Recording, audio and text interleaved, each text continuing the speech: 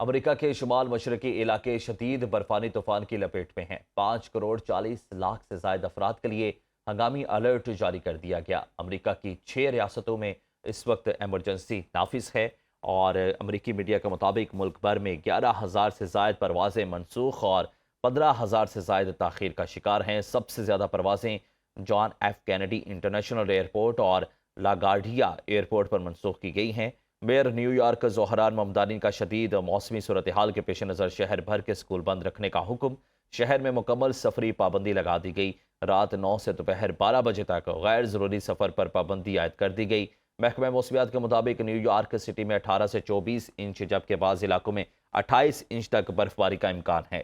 حکام نے شہریوں کو گھروں میں رہنے کی اور حفاظتی ہدایات پر سختی سے عمل کرنے کی ہدایت بھی جاری کر دی ہے۔ مزید جانتے ہیں نیو یارک میں موجود ہمارے نمائندے جہانگیر لودھی سے۔ جی جہانگیر، بتائیے گا تازہ ترین صورتحال کیا ہے اس وقت؟ نیو یارک سٹی کے اندر موجود ہوں اور ریاست New York, New Jersey, Connecticut, Pennsylvania کی تمام اطراف کی ریاستیں جو ہیں اس وقت شدید برف باری کے طوفان میں ہیں، اور محکمہ موسمیات کا کہنا ہے کہ اتوار کی شام کو شروع ہونے والی جو برف باری ہے یہ سوموار کی شام تک جاری رہے گی، اور محکمہ موسمیات کا کہنا ہے کہ یہ برف باری جو ہے 2 سے 3 فٹ تک برف جو ہے وہ گرنے کا امکان ہے۔ سردی کی شدت میں خاصا اضافہ ہو گیا ہے۔ نیو یارک اسٹیٹ کے اندر مکمل ایمرجنسی نافذ کر دی گئی ہے۔ ہر قسم کی سفر کے اوپر پابندی عائد کر دی گئی ہے اور تمام ایئرپورٹ بند کر دیے گئے ہیں۔ گزشتہ چند دنوں پہلے ایک برفانی طوفان آیا تھا، اس کی شدت جو ہے کافی زیادہ تھی۔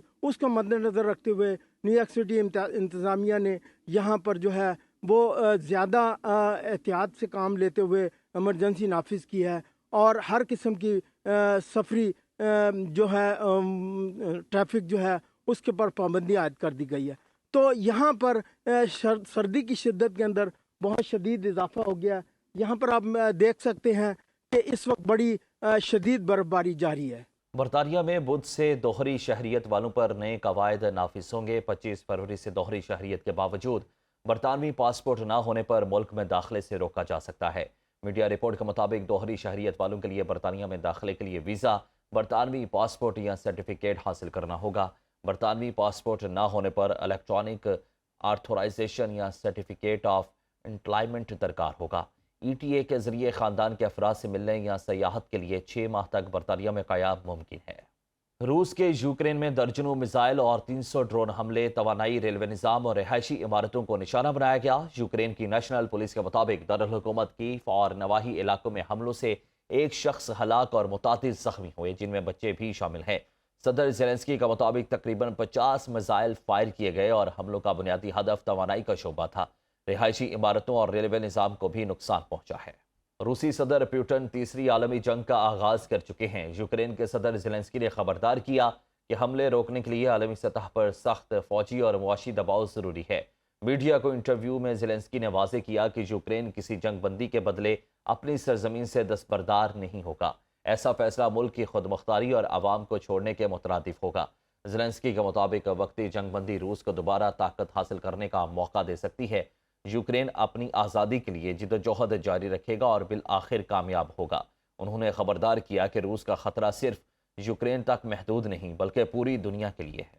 میکسیکو میں فوجی آپریشن کے دوران منشیات کارٹیل کا سربراہ ہلاک ہو گیا۔ کارروائی کے بعد ملک بھر میں پرتشدد ہنگامے پھوٹ پڑے۔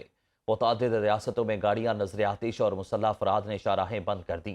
میکسیکو کی وزارت دفاع کے مطابق مغربی ریاست جالسکو میں سیکیورٹی فورسز کے ساتھ فائرنگ کے تبادلے میں کارٹیل کا سربراہ ہلاک ہوا۔